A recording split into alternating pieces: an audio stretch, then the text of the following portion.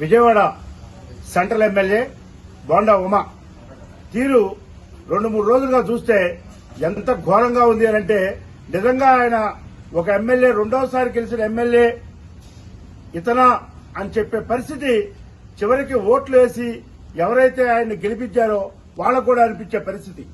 నిజంగా ఆయన భాష రెండవసారి ఎమ్మెల్యేగా పనిచేస్తా ఉన్నాడు. మాజీ మంత్రుల వాళ్ళు, మాజీ ఎమ్మెల్యేలు, ఓ జిల్లా పార్టీ అధ్యక్షుడు వెల్లంపల్లి శ్రీనివాస్ గారు మాజీ మంత్రివర్యులు 2 సార్లు ఎమ్మెల్యే చేశాడు. మల్లాది విష్ణు గారు 2 సార్లు ఎమ్మెల్యే చేశాడు. ప్లానింగ్ కమిషన్ చైర్మన్ గా చేశాడు, ఉడా చైర్మన్ గా చేశాడు. అలానే పేరు నాని గారు మాజీ మంత్రిగా పనిచేశాడు, 3 సార్లు ఎమ్మెల్యేగా పనిచేశాడు. అంబటి రాంబాబు గారు మాజీ మంత్రిగా పనిచేశాడు, 2 సార్లు ఎమ్మెల్యేగా పనిచేశాడు. రాష్ట్రంలోనే ఒక సీనియర్ నాయకుడిగా ఉన్నాడు. అలానే దేవినేని అవినాష్ గారు ఆయన ఇవాళ జిల్లా పార్టీ అధ్యక్షుడిగా ఉన్నాడు. ఒక బలమైన ప్రతిపక్షానికి 40% ఓటింగ్ ఉన్న ప్రతిపక్షానికి ఒక జిల్లా అధ్యక్షుడిగా ఉన్నాడు. 2014లోనే ఆయన ఆ రోజున కాంగ్రెస్ పార్టీ తరఫున ఎంపీగా నిలబడటం కానీ, తర్వాత ఎమ్మెల్యేగా నిలబడటం, 2 సార్లు ఎమ్మెల్యేగా నిలబడటం కానీ జరిగింది. కానీ గెలుపడం సహజం. గెలవచ్చు, ఓడిపోవచ్చు. గెలిచినంత మాత్రాన కిరీటాలు రావు. ఓడిపోయినంత మాత్రాన ప్రజాక్షేత్రం నుంచి బయటికి పోరు. నువ్వు కూడా ఓడిపోయావు. 2014 నుంచి 19 వరకు ఎమ్మెల్యే చేశావు, 19లో ఓడిపోయావు. అదే మల్లాది విష్ణు గారి మీద అయినా మళ్లీ 24లో గెలిచావు. ప్రజాక్షేత్రంలో గెలుపడం సహజం. కానీ నీ భాష ఏదైతే నిన్న బోండా ఉమా వాడిన భాష చురే వాడు వీడు నత్తిపకోడి కొడక లేకపోతే దురహంకారంతో, అంటే డబ్బులున్నాయని దురహంకారం కావచ్చు, లేదా తెలుగుదేశం పార్టీ అధికారంలో ఉందని దురహంకారం కావచ్చు, లేకపోతే నేను ఏది మాట్లాడినా చెల్లుతుంది, ఇవాళ అధికార పార్టీ కాబట్టి నాకేమీ కాదు అనే ఒక దురహంకారం కావచ్చు. ఏదైనా అహంకారపూరితమైన ధోరణితోని నిన్న ఆయన మాట్లాడిన భాష, పేరు నాని గారిని పట్టుకుని మీ ఇంటికి వస్తా అంటాడు. నువ్వు మీ ఇంటికి వెళ్తే వైఎస్ఆర్ కాంగ్రెస్ పార్టీ శ్రేణులు అందరూ కూడా విజయవాడ సెంట్రల్ నియోజకవర్గంలో ఉన్న నీ ఇంటికి రాలా? వాళ్ళ ఇంటికి నీ ఇల్లు ఎంత దూరమో నీ ఇంటికి వాళ్ళ ఇల్లు కూడా అంతే దూరం. జిల్లా వైఎస్ఆర్ కాంగ్రెస్ పార్టీ శ్రేణులు హెచ్చరిస్తా ఉన్నాం. బోండా ఉమా ఖబర్దార్, మాట్లాడేటప్పుడు ఒళ్ళు దగ్గర పెట్టుకో, భాష నోరు అదుపులో పెట్టుకో. నోరు ఉంటేనే రాజకీయంగా నువ్వు ఎదగలుగుతావు. నువ్వు గతంలో కూడా 14 నుంచి 19 మధ్యలో కూడా శాసనసభలో ఎమ్మెల్యేలను పట్టుకుని నా కొడక తొక్కి పాతేస్తా అని చెప్పి మాట్లాడావు. అది ఆ రోజున ఎంత ఘోరమైన మాట. ఇవాటి వరకు ఎవరు అసెంబ్లీలో మాట్లాడాల అట్లాంటి మాట. ఆ రోజునే చంద్రబాబు నాయుడు గారు ఖండించి నీకు 2019లో టికెట్ ఇవ్వకుండా ఉండుంటే చంద్రబాబు నాయుడు గారు ప్రజాస్వామ్యం విలువలు, నైతిక విలువల గురించి మాట్లాడొచ్చు. కానీ ఆ రోజు నిన్ను ప్రోత్సహించాడు. ఇవాళ నీ పరిస్థితి ఏంటి? నువ్వు మంత్రి ఇవ్వలేదని చెప్పి అసంతృప్తితో ఉన్నావు. పార్థసారథి గారికి మంత్రి ఎందుకు ఇచ్చారని అడుగుతావు. కొండపల్లి శ్రీనివాస్కు మంత్రి ఎందుకు ఇచ్చారని అడుగుతావు. కొత్తగా వచ్చే వాళ్ళకి మంత్రిని ఇచ్చారు. నేను సీనియర్ని, నేను ఎప్పటి నుంచో పనిచేస్తున్నాను, నాకెందుకు మంత్రి ఇవ్వలేదని చెప్పి నువ్వు అసంతృప్తిగా ఎన్నో సందర్భాల్లో నువ్వు ఎన్నో వేదికల మీద మాట్లాడావు. అదంతా కూడా సోషల్ మీడియాలో కానీ పేపర్లో రావడం, మీ తెలుగుదేశం పార్టీలో కూడా పెద్ద చర్చ జరిగింది. నువ్వు మంత్రి కావాలి కాబట్టి నువ్వు నీ తెలుగుదేశం పార్టీలోనే చిచ్చు పెట్టే విధంగా వ్యక్తుల పేర్లు చెప్పి నువ్వు మాట్లాడటం ఎంతవరకు నైతికత అని చెప్పి అడుగుతా ఉన్నాం మేము. అలా అది నీ అంతర్గత వ్యవహారం. ఇన్ని రోజులు బట్టి మేము వెళ్ళాలా.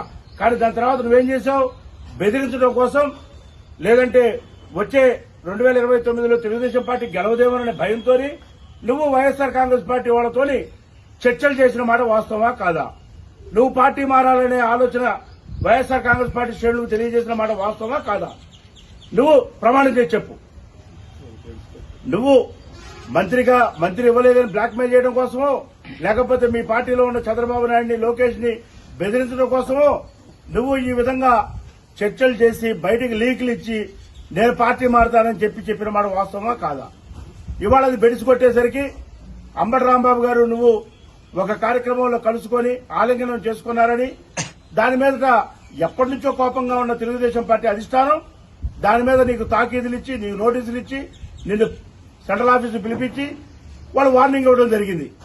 నువ్వు పద్ధతిగా నడుచుకో, పార్టీలో నువ్వు లైన్ దాడుతున్నావు, నీకు భవిష్యత్తు ఉండదు పార్టీలో, కాబట్టి నువ్వు ఒళ్ళు దగ్గర పెట్టుకొని నోరు అదుపులో పెట్టుకొని ఉంటే బాగుంటుంది అని చెప్పి వాళ్ళు హెచ్చరిక చేస్తే దానితో నువ్వు పోయి 3 రోజుల క్రితం మీ పిల్లల్ని తీసుకుని వెళ్లి నువ్వు చంద్రబాబు నాయుడిని, లోకేష్ ని కలిసి ఇక నుంచి చూసుకోండి, నేను నా చిత్తశుద్ధిని నిరూపించుకుంటా, నేను బలంగా మాట్లాడతాను, బలంగా వెళతాను, అవసరమైతే వాళ్ళ మీద దుమ్మికని వెళ్లి మీ మనసుల్లో స్థానం సంపాదిస్తారని చెప్పి నువ్వు వాళ్ళతో మాట్లాడితే వాళ్ళు కూడా గో హెడ్ అని చెప్పి నిన్ను ప్రోత్సహిస్తే నువ్వు మొన్న ముచ్చాలంపాడులో పోయి శాంతియుతంగా గాంధేయ మార్గంలో రిలే న్యాయదీక్షలు చేస్తున్న శిబిరం మీదకి వెళ్లి నీ అనుచరులతో వెళ్లి పర్మిషన్ లేదని నువ్వు మాట్లాడుతూ ఉంటావు.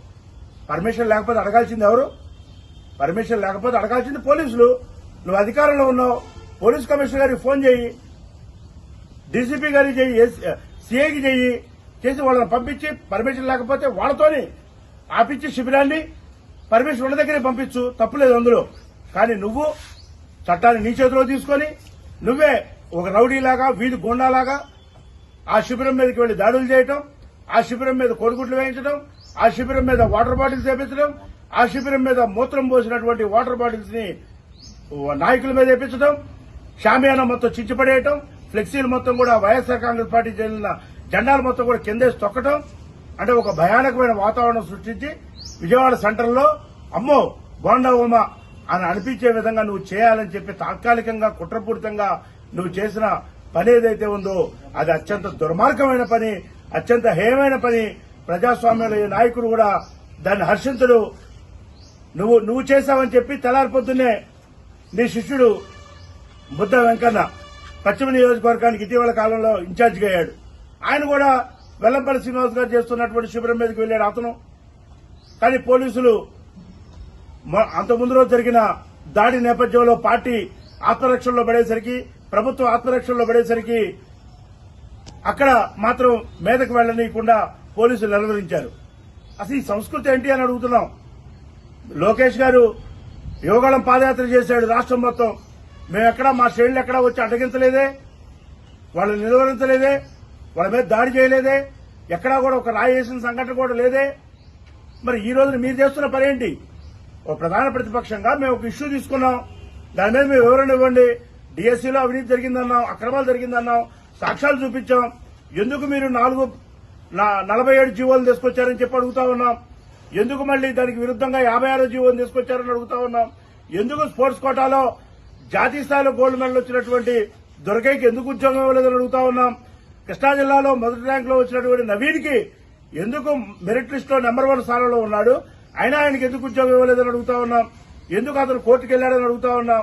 1:1 పిలిస్తే అందరికీ ఉద్యోగాలు లభించాలి కదా అని అడుగుతా ఉన్నాం. వాటి మీద వివరణ ఇవ్వండి.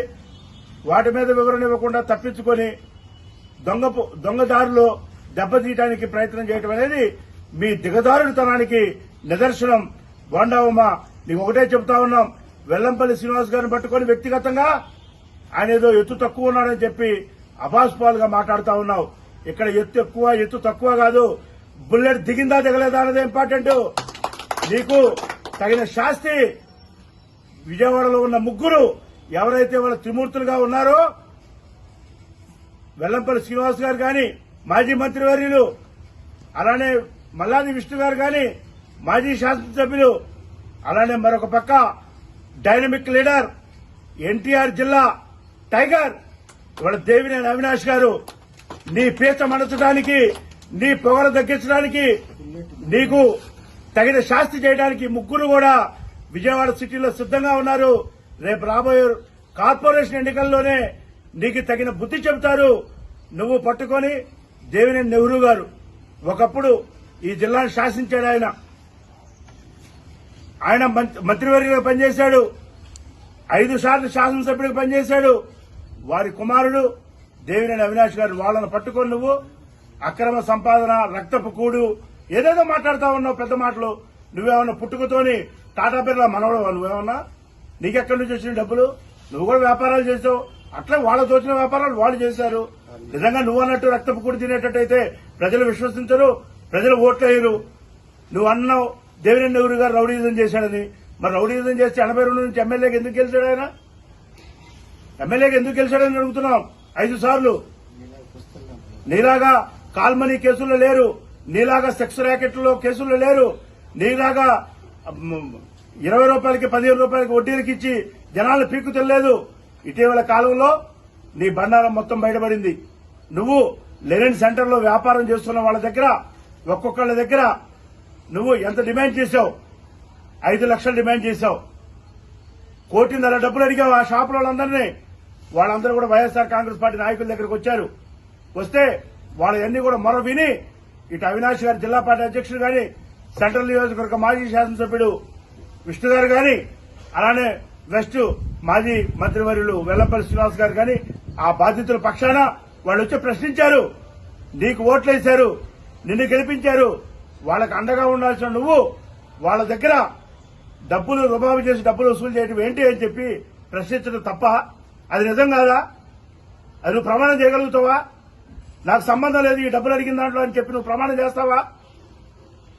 కాబట్టి నువ్వు డబ్బులు అడుగుతున్నావు, నువ్వు డబ్బులు దోపిడీ చేస్తున్నావు, నువ్వు దారి కాసి రోడ్ల మీద వ్యాపారాలు చేసిన వాళ్ళ దగ్గర కూడా డబ్బులు వసూలు చేస్తున్నావు. ఇప్పుడు నేను చెప్పిన మా ముగ్గురు నాయకులు కూడా ఎవ్వరు కూడా ఈ విధంగా డబ్బులు వసూలు చేసిన సంస్కృతి ఆయనకి లేదు, వాళ్ళకి లేదు. వాళ్ళందరూ కూడా